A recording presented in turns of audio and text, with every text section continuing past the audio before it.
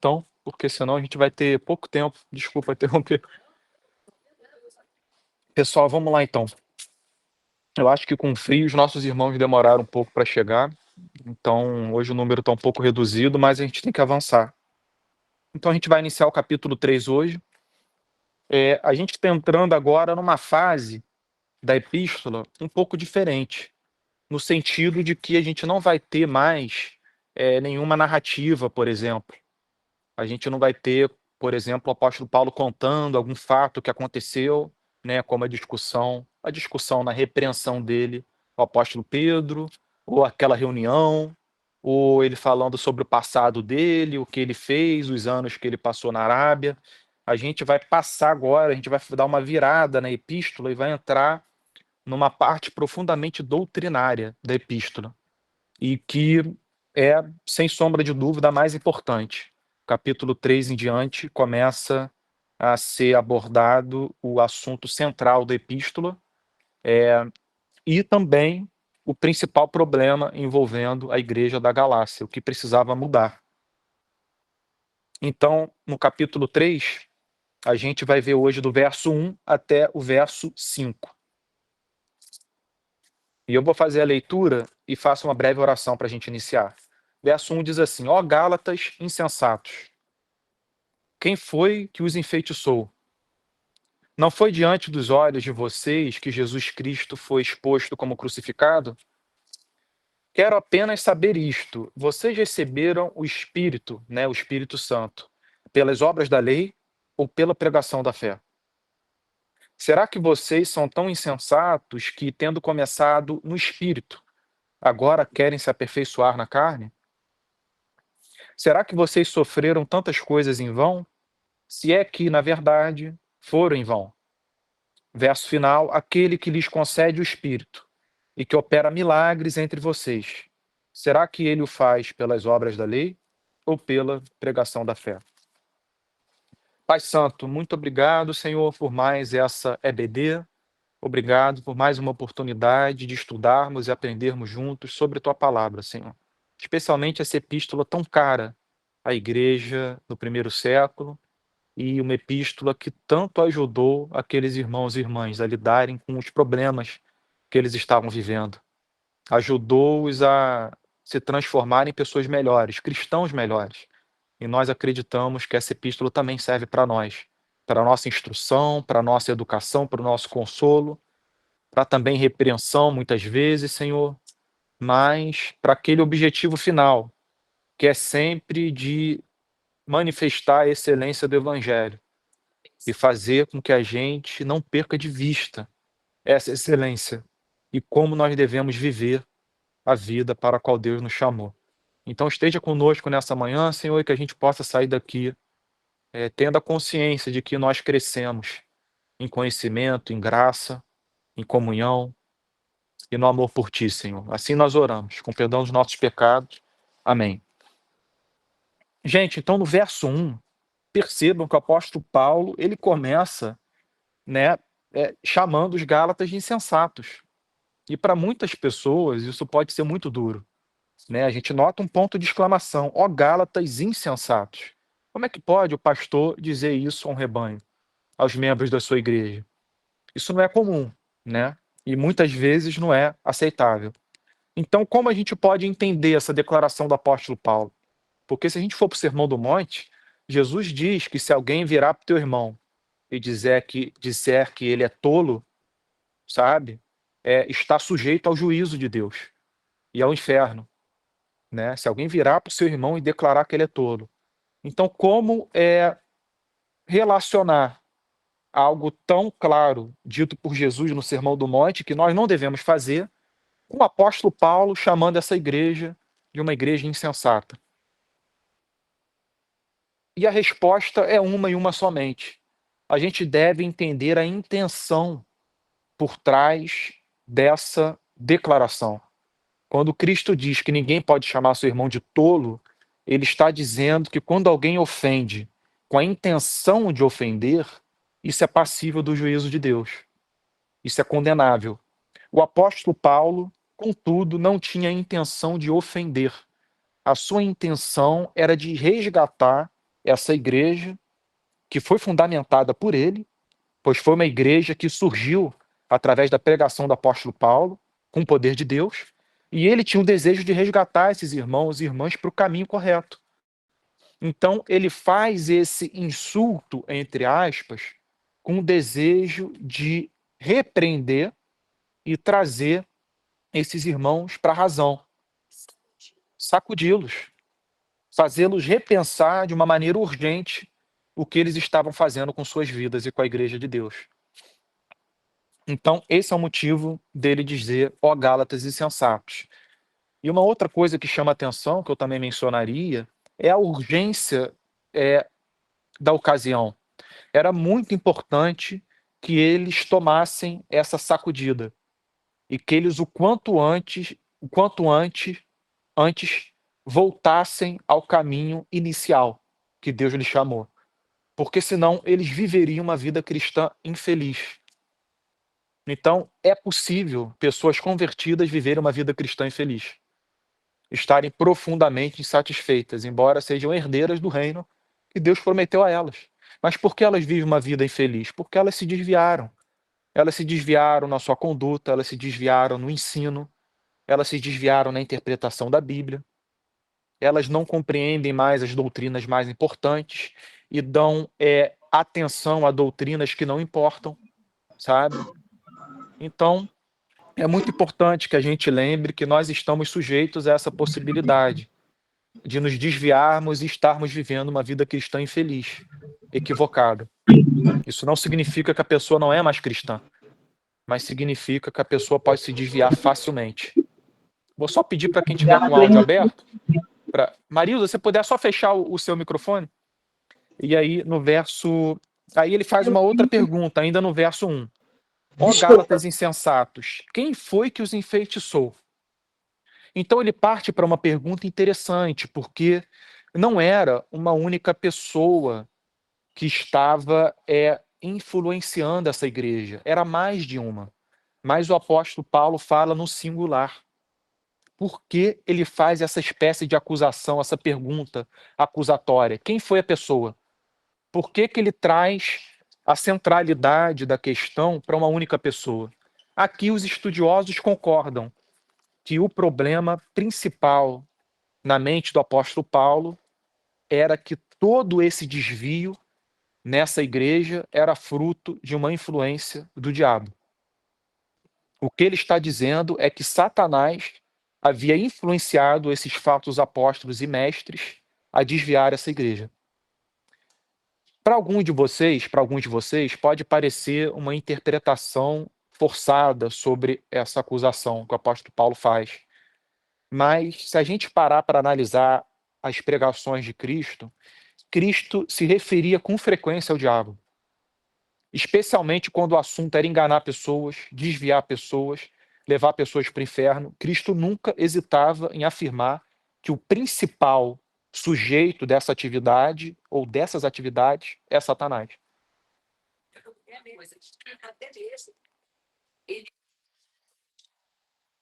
Sim, ele usa as pessoas.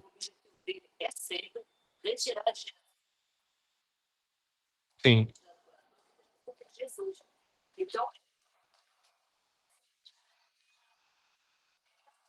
sim. A minha avó está lembrando aqui que ele muitas vezes está por trás da ação das pessoas, né? Bom dia, gente. Então, essa é uma pergunta que o apóstolo Paulo faz para fazer os Gálatas refletirem. Quem foi que os enfeitiçou? Então, o apóstolo Paulo, percebam que hoje em dia há uma certa rejeição de tudo que faz referência a Satanás. Especialmente porque quando se fala no diabo hoje em dia, se fala de uma maneira muito estúpida. Você, muitas vezes, sensacionaliza a atuação dele e atribui a atividade dele a coisas assim que são pecados escancarados, mas a gente perde de vista a sutileza da atuação dele. Essa sutileza, a gente deve lembrar que Cristo e os apóstolos nunca deixaram passar despercebido a sutileza com a qual o diabo atua. Ele pode atuar de maneira escancarada, mas muitas vezes a atuação é sutil. Ela começa aos poucos, sabe? É pedrinha por pedrinha que é colocada no nosso caminho, influência por influência, até que ele muda o todo. Então aqui, sim, sim, Delcy, claro. Sistêmica, sistemática. A Delcy está mencionando que a atividade dele, e mencionou muito bem, é sistemática. Você observa, o Martin Lloyd Jones, ele dizia isso nas pregações dele. Ele perguntava: vocês não percebem a atuação de Satanás na história? Aí ele dizia, começando no Antigo Testamento, indo para o Novo, percebam que o padrão dele de atuação é o mesmo. Ele pode mudar uma coisa ou outra, mas os seus objetivos e a sua forma de atuação são sistemáticos. Então, a gente tem que lembrar disso hoje em dia. Tem muita coisa que é atribuída a Satanás, que é atribuída de maneira estúpida e sensacionalista. E isso afasta as pessoas da ideia de que esse ser existe, porque é algo tão estúpido, sabe? Quando, por exemplo, alguém manda todo mundo ir para o inferno, ou alguém vai falar, um deputado sobe no Congresso Nacional, como fez uma vez aquele deputado pastor, o Daciolo, e de lá disse: aqui está todo mundo endemoniado. Qual o problema disso? O problema é que ele não tem evidência de que está todo mundo endemoniado. Ele não tem evidência disso. Fazer essa declaração, os efeitos são profundamente negativos. Primeiro, porque é uma declaração estúpida, a razão não aceita. E segundo, que ele não está apresentando a sutileza da atividade diabólica de Satanás. Ele está apresentando algo estúpido. Todos vocês são influenciados pelo diabo. Somente eu que não. Então, assim, é uma coisa que você faz, você erige um muro entre você e o seu interlocutor. E ninguém mais te dá ouvidos. Então é importante a gente lembrar, a gente não pode desconsiderar a realidade sobre a pessoa do diabo, por causa dessas coisas estúpidas que são ditas sobre ele e da forma estúpida em que são faladas, mas a gente deve lembrar que ele existe, que ele age e que a Bíblia atribui a ele o principal papel de inimigo do Evangelho, de Deus e da graça. Ele é o principal inimigo. Então, partindo para o verso, não, ainda no verso 1, para finalizar ele, o apóstolo Paulo faz outra pergunta. Não foi diante dos olhos de vocês que Jesus Cristo foi exposto como crucificado? Que declaração! Ele está se referindo a si mesmo, pois foi ele quem pregou para essa igreja antes dela ser formada.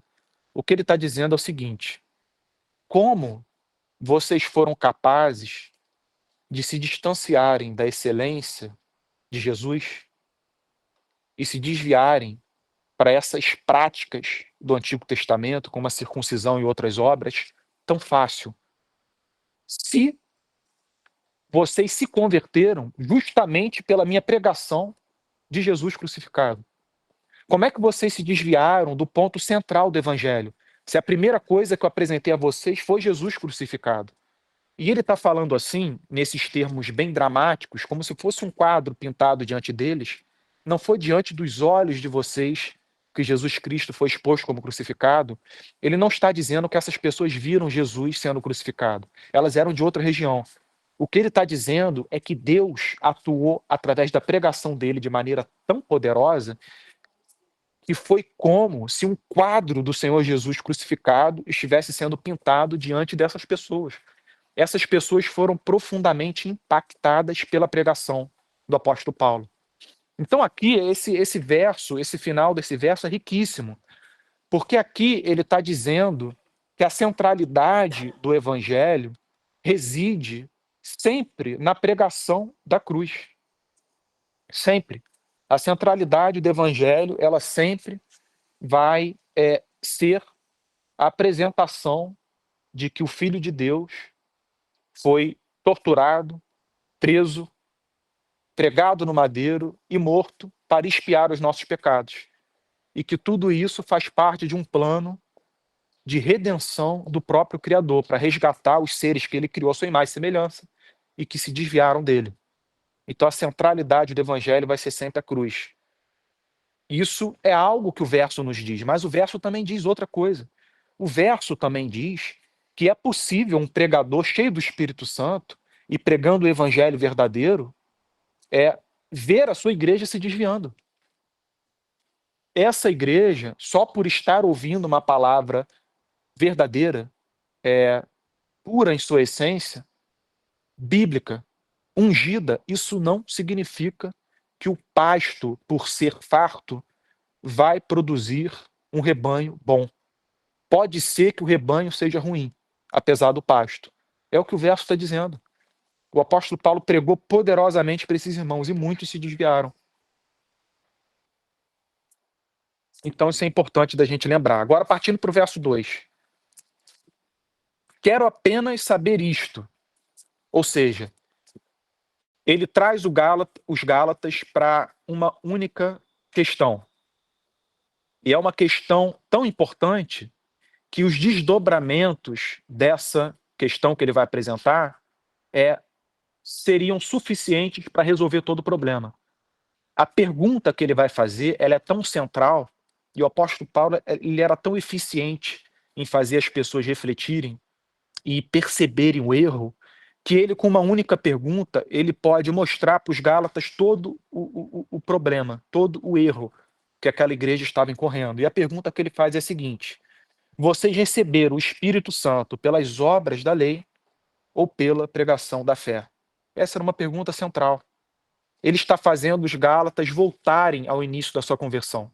E o que ele está fazendo é o seguinte: quando vocês se converteram, quando o Espírito Santo caiu sobre vocês, e vocês viram a vida de vocês sendo transformada, é dos seus amigos, parentes, e essa igreja surgiu. Isso tudo aconteceu porque vocês estavam praticando leis, cumprindo mandamentos, e fazendo com que essa igreja voltasse ao passado e lembrasse do início da sua conversão, poderia ser uma solução para o problema. Porque eles não se converteram por praticar o evangelho, ou o judaísmo, na época, que era o que os falsos mestres estavam incutindo: circuncisão, jejuns e uma série de outros preceitos do Antigo Testamento, cerimoniais, por exemplo, né, lavar a mão, lavar pé, lavavam cabeça. Os fariseus faziam uma série de coisas, assim como os judeus.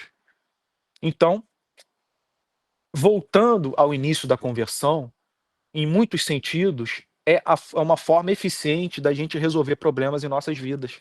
É o que esse verso está ensinando. Que muitas vezes o que a gente está vivendo hoje, e que difere do início da conversão, que a gente tem como um momento muito melhor, quer nos comunicar de que a gente precisa voltar a esse início, lembrar do que aconteceu, como Deus agiu conosco, e a partir dali seguir adiante. Então, ele está fazendo os Gálatas refletirem sobre um fato importante na vida deles. Eles se converteram pela simples pregação do evangelho. O apóstolo Paulo pregou, o poder de Deus veio sobre eles tiveram as suas vidas transformadas e então começaram a viver os mandamentos de Deus. Eles começaram a amar esses mandamentos, começaram a praticá-los. Em muitos sentidos, o que acontece, e acontece até hoje, em grande parte da igreja, especialmente no nosso país, é que muitas pessoas se convertem, depois começam a praticar os mandamentos de Deus, e elas se desviam da mesma medida que os Gálatas se desviaram. E elas começam a exigir que esses mandamentos sejam observados para que a pessoa se converta. Elas partem de uma conversão que veio pelo ouvir para uma conversão que vem pelo hábito das boas maneiras, ou de você defender os valores cristãos. De você, por exemplo, ser de direita, ser conservador, ou ser de esquerda, ser progressista. As pessoas ensinam hoje que para ser cristão você tem que ser de um lado ou de outro, sabe? Você tem que repetir, consentir, estar nesse meio, sabe? Repetir as mesmas atividades, possuir os mesmos valores, mas o evangelho não ensina isso. O evangelho é algo que concede a você não somente os valores, mas a afeição pelos valores. Mas para isso, você precisa se converter. E para se converter, você precisa ouvir a mensagem. Então é muito comum as pessoas, muitas vezes cristãs verdadeiras, se transformarem no processo de alguns meses ou anos em pessoas legalistas. Elas partem de uma conversão que veio pelo ouvir para uma conversão que vem pelas obras. O que aconteceu com os Gálatas acontece em todas as gerações. Em todas. É impressionante. E volto a mencionar o que o Delcy mencionou. A atividade do diabo, ela é sistemática. ele repete as mesmas coisas em todas as gerações. E ele repete, ele reproduz essa influência que inclina as pessoas ao legalismo, porque ele sabe que é muito fácil as pessoas exigirem os seus méritos. Ele sabe que é muito fácil elas competirem umas com as outras. Ele sabe que é muito fácil elas usarem as suas vidas e a sua própria justiça para se colocarem de uma maneira superior. Então ele instiga isso. Ele incute isso. Ele trabalha com isso. É muito fácil. As pessoas são presas fáceis nas mãos dele. Nós podemos cair, nesse sentido, nas garras dessa influência maligna. Que longe de simplesmente. Sim, Delci. Vaidade, orgulho. Vaidade, orgulho. É verdade. Pode ser vaidade, orgulho. Delci tem razão. São versos riquíssimos. Ligação diferente, né?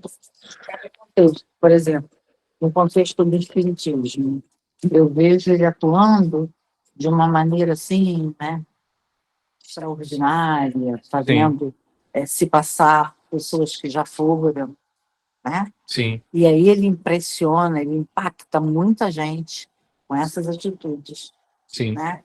Então, dentro daquele contexto, ele vai agir Sim. de uma maneira que vai trazer pessoas, né? Sim. Porque as pessoas, eu acho que no espiritismo são muito levadas por isso, porque perde alguém querido, aí chega lá, consegue, através de uma manifestação, tá? Como é que é o nome que dá? Conversar, e ele acaba que ele tem os poderes, né, dele, que são, claro, permitidos por Deus. Ele sabe detalhes da vida daquela pessoa que se foi, ele presenciou conversas, ele presenciou situações, e ele repete aquilo e, poxa, coloca todo mundo nas na mão mãos dele. dele. Ele brinca com os nossos sentimentos, sabe? Com o nosso desejo por mentira, né? Mas eu gostaria de ficar mais nesse verso, mas a gente precisa avançar para dar tempo de chegar até o verso 5. Então, ele conclui com essa pergunta: vocês receberam o Espírito pelas obras da lei ou pela pregação da fé? E isso deveria fazê-los voltar ao início e refletir sobre como eles se converteram. Todos aqui podem dizer que se converteram porque começaram a praticar o evangelho? Ou você se converteu porque ouviu o evangelho? Não é verdade? Uma coisa vem antes da outra. O ouvir, a fé vem pelo ouvir, e ouvir a palavra de Deus. Depois disso, vem os mandamentos de Deus. Então é isso que o apóstolo Paulo está trazendo. Verso seguinte, 3. Mais uma pergunta. Será que vocês são tão insensatos? Por que insensatos? Porque era irracional o comportamento deles. Era contradizente ao início de sua conversão, a como tudo começou. E eles simplesmente tinham perdido isso de vista. Será que vocês são tão insensatos que, tendo começado no espírito, agora querem se aperfeiçoar na carne? Percebam que muito dos argumentos do apóstolo Paulo gira em torno do Espírito Santo. E eu vou entrar mais nesse tema no próximo verso. Mas é só para vocês verem, ele sempre repete o Espírito, o Espírito, o Espírito. Isso é muito importante. Porque o que ele está dizendo é que o Espírito Santo é aquele que aplica o Evangelho em nossas vidas. Ele é a centralidade da vida cristã. A vida cristã reside nele. Porque é através dele que o Filho atua, que o Pai atua. É através dele que tudo acontece. A gente poderia dizer, como é dito na teologia reformada, que o Pai é o arquiteto ou planejador do plano da redenção. O Filho é aquele que o executa, que o colocou em atividade. E o Espírito Santo o aplica em cada coração, em cada pessoa. E aqui ele diz: vocês começaram no Espírito. Vocês têm consciência de que o Espírito Santo agiu com poder na vida de vocês. Vocês viram essa manifestação dele. Ela foi abundante na vida de vocês. Como agora vocês deixaram de se aperfeiçoar nisso? e começaram a se aperfeiçoar em práticas, em comportamentos, pensando que é isso que os torna pessoas melhores, aceitáveis aos olhos de Deus. Perceba, é muito fácil. Esse desvio da Igreja da Galácia, ele é um dos desvios mais comuns na vida da igreja. E é por isso que a gente encontra em todas as epístolas algum problema dessa natureza. Pessoas se transformando em pessoas legalistas. E os apóstolos sempre chamando elas à misericórdia, compaixão, ao amor, à ternura. Sempre repetindo, sabe, o mandamento principal do amor, porque é muito fácil a gente se desviar. E se desviar e justificar o desvio. Mas vamos para o verso seguinte, que é importante. Será que vocês sofreram tantas coisas em vão? Se é que na verdade for em vão. Então, primeiro, ele apresenta uma preocupação. Uma informação. Antes da preocupação, ele apresenta uma informação que a gente não tinha até então. Ele apresenta a informação de que esses irmãos e irmãs sofreram muito. A gente não sabe o que eles passaram. Pode ter sido perseguição, pode ter sido algum problema da cidade, alguma coisa que os moradores viveram, sabe? Alguma doença, alguma coisa os afligiu, e os afligiu para valer. Eles sofreram, padeceram. Isso nos lembra que nossos irmãos, em todas as gerações, em todos os lugares do mundo, sofrem. Nós não sofremos sozinhos. Angústias como as nossas, muitos dos nossos irmãos na fé passam. E isso é importante lembrar, para que a gente não se sinta só, isolado, como se Deus tivesse esquecido de nós, como Elias. Senhor, mataram todos os profetas, não sobrou nenhum crente. Jesus diz, não, tem 7.000 que eu separei, que são meus, e que não dobraram o joelho ao Deus Baal. Então a gente tem que lembrar que a gente nunca está isolado, mas que pareça que sim. Esse é um ponto. Mas um outro ponto que a gente tem que lembrar é de que o apóstolo Paulo apresenta a preocupação de que essas pessoas tenham sofrido em vão. Ou seja, isso é de certa forma até assustador. O que ele está dizendo é que uma pessoa pode se envolver no meio religioso, se envolver com a causa do evangelho, sofrer por isso e padecer tudo em vão. Por que em vão?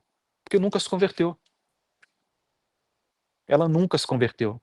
Então ela está sofrendo por nada. Contudo, ele apresenta um outro lado da moeda, porque ele nunca esmagava a cana quebrada. O apóstolo Paulo era muito delicado e cuidadoso. Então ele diz: se é que na verdade for em vão. É como se ele estivesse dizendo: olha, há essa possibilidade de vocês não terem se convertido, alguns de vocês não terem se convertido. Como ele disse aos Coríntios, ele diz: examinem-se e vejam se estão na fé, porque alguns de vocês não têm conhecimento de Deus. Eu digo isso para vergonha de vocês. Então ele está meio que fazendo a mesma coisa. Alguns de vocês parece que não se converteram. E se não tiverem se convertido, vocês sofreram tudo isso em vão. Se é que na verdade foi em vão. Porque o meu desejo é que não tenha sido em vão, o que ele está dizendo. O meu desejo é que todos vocês tenham se convertido e que o que vocês estejam passando tenha remédio, tenha solução, né? Mas ele não deixa de fazer sempre a igreja refletir sobre a sua condição, procurar evidências de que se converteu de verdade. Ninguém pode ter como sólido e certo a sua conversão se não observar frutos. Isso é simplesmente antibíblico, sabe? Então, nesse sentido, o autoexame ele é importante. O cristão ele deve buscar por essa segurança da salvação sempre, sabe? É claro que ele, ao buscar por essa segurança, ele vai obter. Eu, por exemplo, no início da minha conversão, eu lutei muito por essa segurança, porque eu era muito atacado com dúvidas. Eu estava muito próximo do momento de mudança de vida. E eu me lembro direitinho dos ataques que eu recebia na minha mente, pensamentos que não vinham de mim. Eram coisas que de repente surgiam, dizendo: olha o que você fazia, olha como você vivia. Você não vale nada, sua transformação foi falsa. Eu me lembro direitinho, esses pensamentos ocorriam subitamente. Eu tenho para mim que era o diabo. E eu venci lutando contra. Apresentava, sabe, evidências a mim mesmo de que as mudanças eram sólidas, de que eu não era mais o mesmo, sabe? E às vezes Deus vinha e confirmava, e eu sentia o meu coração tranquilizado, em paz, a minha consciência leve.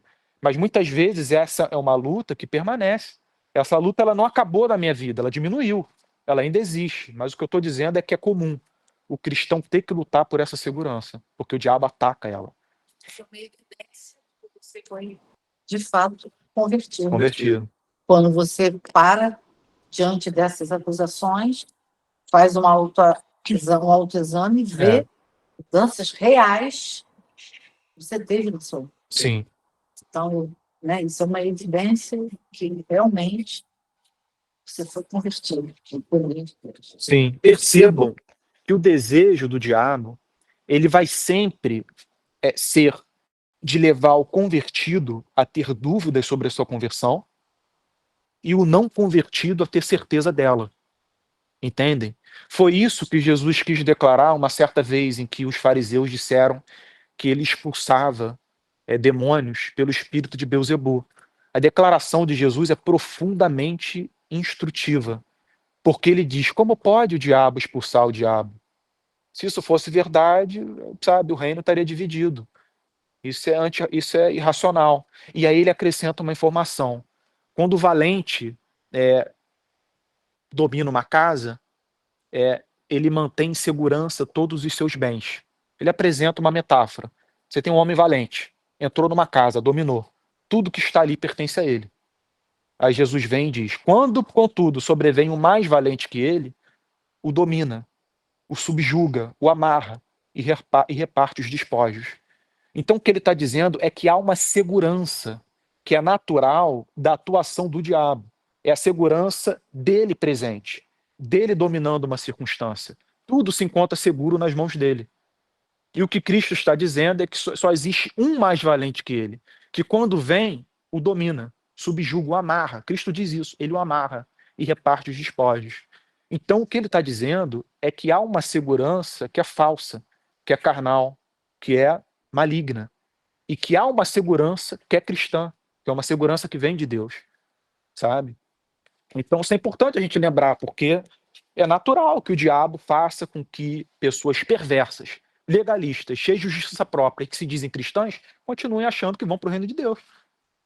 Ou que algum ditador maluco faça o que faz em nome de Deus. Tem vários na história que fizeram em nome de Deus. Hitler é um. Hitler, antes dele, quando ele foi... não sei se vocês sabem, mas ele sofreu alguns atentados. Teve um que ele sofreu no seu chute de cervejaria militar que ele tinha. Ele foi convidado a discursar lá. Só que ou ele se atrasou ou ele saiu mais cedo, um dos dois. Eu li na história da Segunda Guerra Mundial do Martin Gilbert. O Hitler chegou, eu acho que ele saiu 8 minutos antes, ou então ele se atrasou. Aí uma bomba explodiu. Algumas pessoas se feriram, e quando ele ficou sabendo isso, ele escreveu no seu diário, no trem, a caminho de Berlim. E ainda pensam que a providência de Deus não está comigo. Então percebam que esse é um tipo de segurança que é incutido pelo diabo. É quando alguém perverso tem a noção de que Deus é por ele, de que Deus é o seu Deus, de que as batalhas que a pessoa está travando é uma batalha em nome de Deus. Irmãos, os exemplos disso são inúmeros, são mais do que a gente pode contar, porque é comum a gente ver ditadores, especialmente no Oriente Médio, falando em nome de Deus. Alá, eles pensam que Deus é o seu Deus, e é essa segurança que Jesus está dizendo. O diabo está na casa, tudo encontra-se sobre o seu poder, e ninguém vê, ninguém percebe. As pessoas interpretam da maneira oposta. Não é Deus. É Deus. Jesus está dizendo, não, é o diabo. É sutil, irmãos. É sutil. Não é alguém cair no chão, rebolando, sabe? E a pessoa vir gritando, expulsar. Não é isso. É segurança. É invisível. É uma segurança invisível. É sutil. É muito mais inteligente do que isso. Para você não Sim. mudar de assunto, é que você falou da questão do sofrimento. Não. Não, mas aqui dá para ouvir. Que você falou que eles não especificam, né? Mas eu lembrei que assim, a perseguição, né? Porque todas essas igrejas eram perseguidas. Então, todos eles enfrentaram o Império Romano. Eles estavam na ilegalidade, todos eles, porque a religião era, né? A religião romana pagã, né? Depois chamada pagã. Então, eu acredito que o apóstolo Paulo esteja falando nessa dimensão da perseguição mesmo. Então, eles enfrentaram tudo, né? Não adoravam lá o imperador, o César, e estavam, em vez de aproveitar a graça, né, estavam indo para os rudimentos. Eu acredito que possa ser isso, no geral, né, toda essa perseguição mesmo, que para eles era muito mais intensa do que hoje a gente vive, mas a gente vive num país que a gente pode professar a fé, eles não podiam, né? Sim. A Ludmila está lembrando algo importante. Geralmente, na história da igreja, os historiadores e os teólogos, eles mencionam 3 tipos de perseguição no primeiro século. Você tinha do Império Romano, que veio assim intensificar somente no imperador, me fugiu o nome agora, porque foram muitos, mas no século II ela se intensificou muito. Ela existia no século I, né, no século seguinte também, mas do meio para o final do século II a perseguição se intensificou. Foi quando pessoas da classe média do Império começaram a se converter. E aí o Império começou a ficar preocupado. Porque até o século II a maior parte era de gente pobre. Mas essa era uma perseguição. A principal, no primeiro século, não era essa, era dos judeus. A principal perseguição era do judaísmo. Era de judeus pensando que o que estava em curso era o crescimento de uma seita, de um ensino herético, e que haveria de destruir tudo aquilo que o povo, os seus antepassados receberam no Antigo Testamento. E um terceiro tipo de perseguição era o que a gente poderia chamar da própria sociedade, algo cultural e religioso, porque você mudar de vida no primeiro século, num contexto profundamente politeísta, onde existiam várias religiões, significava você se colocar no rumo oposto da sociedade. Você parava de praticar uma série de coisas que para a sociedade era comum. Comer certas coisas em certos lugares, você mudava. E até hoje, né?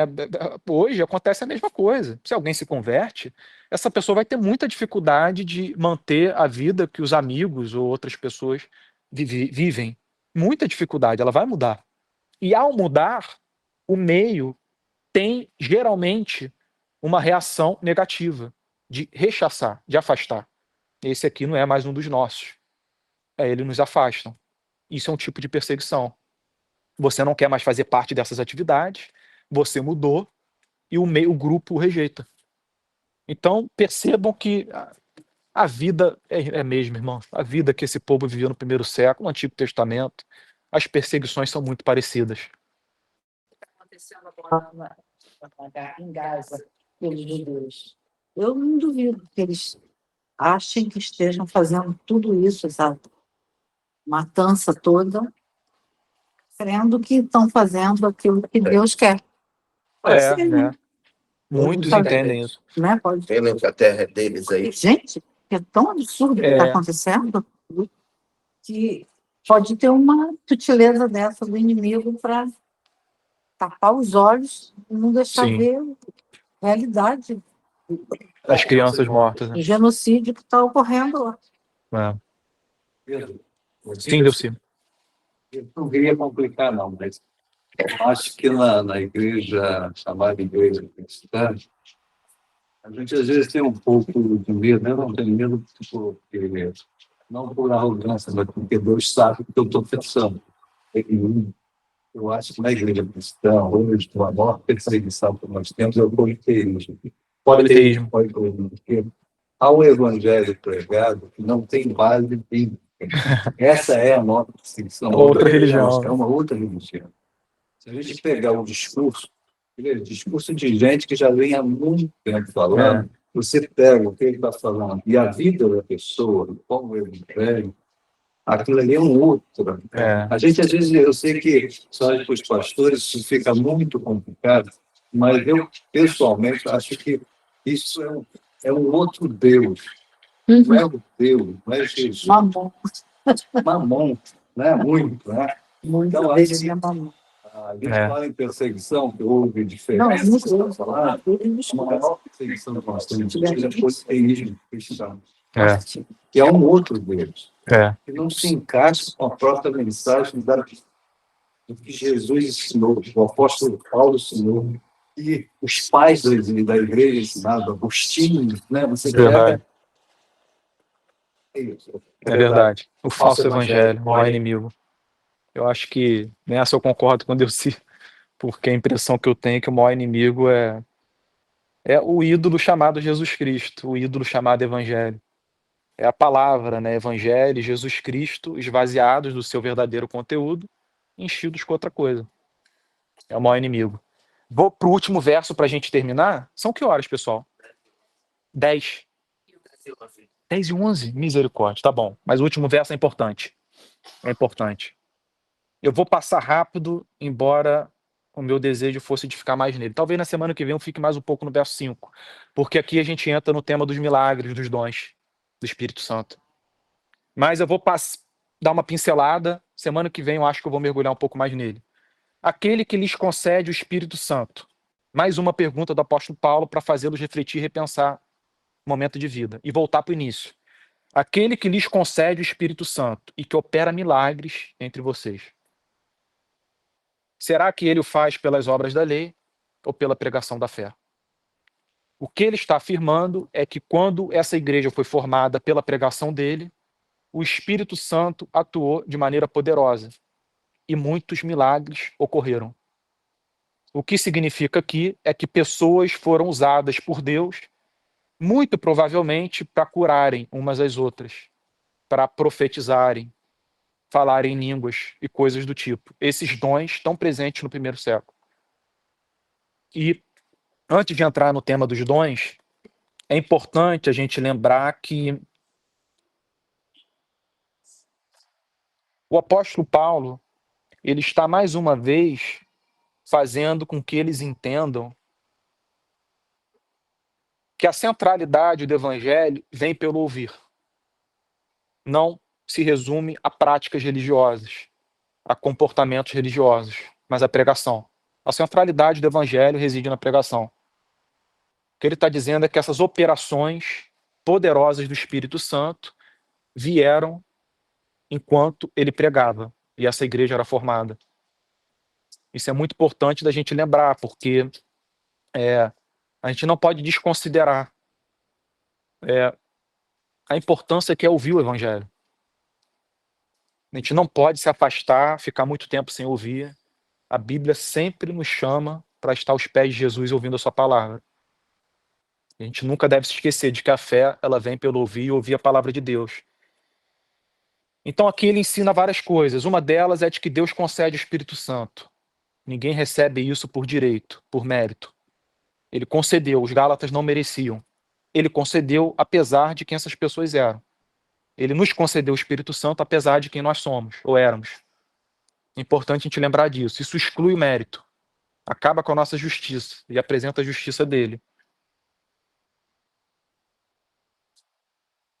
E quando ele fala que esses irmãos faziam milagres, a gente não tem como pular isso, porque é natural que para o nosso tempo a gente traga algum tipo de esclarecimento. Muitas dúvidas existem por conta dos milagres, especialmente dos dons. E aqui, dando uma pincelada para entrar mais a fundo nisso semana que vem, para a gente terminar, eu faço uma diferença na minha compreensão dessas atividades miraculosas do Espírito Santo no primeiro século. Eu faço uma diferença para o nosso tempo. Na verdade, eu faço uma diferença do primeiro século em diante. Para mim, depois da morte dos apóstolos, tudo mudou em termos da atividade miraculosa do Espírito Santo. Eu vou explicar como eu penso que isso mudou. Eu faço uma diferenciação entre dons e milagres. Então, eu fico com os milagres. Eu acredito que os milagres existem. Todo e qualquer milagre pode ser feito, dependente de qual seja. Deus pode fazer o que ele quiser. O que eu não acredito, e eu não acredito porque eu não vejo evidência para isso, é de que pessoas tenham esse dom como algumas tinham no primeiro século. Por que eu não acredito nisso? Porque não tem traço, evidência disso na história. Você não tem relato de ninguém fazendo o que os apóstolos faziam. Em nenhuma parte do primeiro século, do segundo século até hoje. Você simplesmente não tem evidência de que pedaços de pano ou de uso pessoal de uma pessoa curavam outras, como aconteceu com o apóstolo Paulo. Você não tem evidência de que a sombra de alguém curou alguém, como aconteceu com Pedro. Você não tem evidência de alguém levantando subitamente um paralítico, como fez Pedro. Ou de alguém ressuscitando alguém, como Pedro fez com Dorcas. Você simplesmente não tem. Então, eu tenho para mim de que essas atividades, dons, que esses homens e muitos outros, também mulheres, receberam no primeiro século, tinham um determinado fim. E esse fim era de fazer a igreja ser fundamentada com poder. essas coisas visíveis eram necessárias. Eram necessárias naquele momento. Hoje, não são. Embora possa acontecer. Então eu acredito nos milagres, mas eu não acredito que uma pessoa tenha os dons que os apóstolos tiveram. Então eu acredito que alguns dons cessaram, mas não em sua totalidade. A profecia eu acredito que ainda existe. O discernimento de espírito só acredito que ainda existe. Pregar. A pessoa ter sido capacitada por Deus a pregar. Não falar sobre o futuro, mas pregar. A profecia no Novo Testamento tem relação com a pregação. Minha esposa está me chamando para a gente terminar. Só mais uma coisa. Eu vou falar mais sobre os dons que eu acho que cessaram e alguns que continuaram na semana que vem. Mas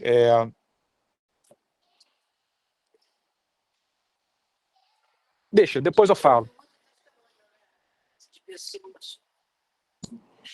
A gente prefere Não, eu, por exemplo, avisadas sim, de coisas que alertadas e tudo, como profecia, né? sim.